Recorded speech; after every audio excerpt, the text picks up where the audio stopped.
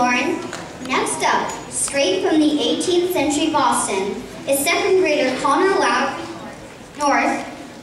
Connor will be reciting portions of Henry Wadsworth Longfellow's beloved poem, The Midnight Ride of Paul Revere.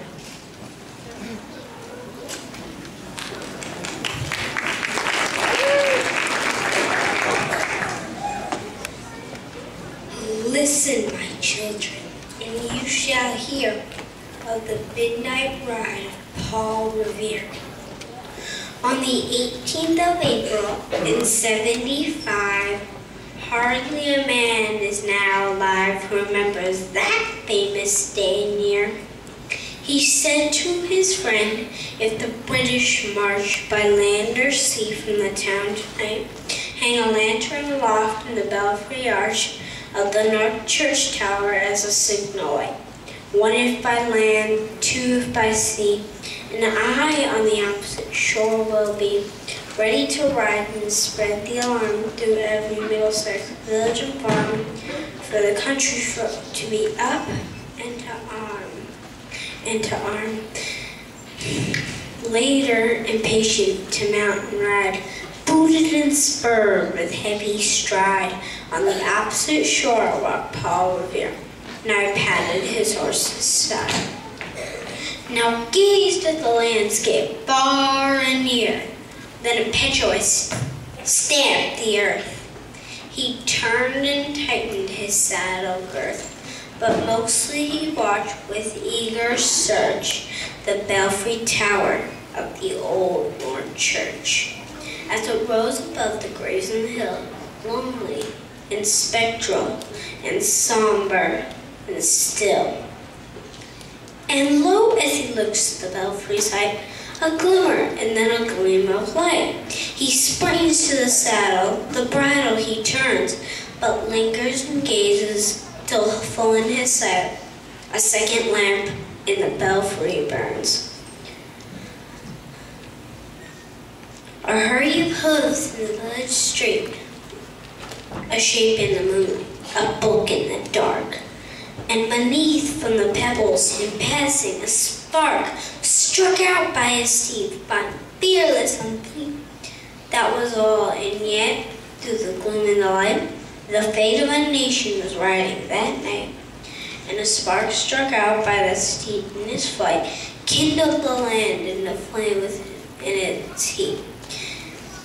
He has left the village and mounted the steep, and beneath him, tranquil and broad and deep, is the mystic beating the ocean tide. And under the alders that skirt its edge, now soft on the sand, now loud on the ledge, is heard the tramp of his steed as he rides. It was 12 by the village clock when he crossed the bridge into Medford town. He heard the crowing of the cock and the barking of the farmer's dog. He felt the damp of the river fog that rises after the sun goes down. It was 1 by the village clock when he galloped into Lexington. He saw the gilded weathercock swim in the moonlight as he passed, and the meeting-house windows, blank and bare, gazed at him with spectral glare, as if they already stood aghast at the bloody work they would look upon. It was 2 by the village clock when he came to the bridge in Concord town. He heard the bleating of the flock and the twitter of birds among the trees. He felt the breath of the morning breeze that blowing over the meadows brown. And one who was safe and asleep in his bed, who at the bridge would be first to fall, who that day would be lying dead, pierced by a British missile. You know the rest in the books you have read, how the British regulars fired and fled, how the farmers gave them ball for ball behind each fence and farmyard wall, chasing the redcoats down the lane, then crossing the fields to emerge again. Under the trees at the turn of the road, and only pausing to fire and load.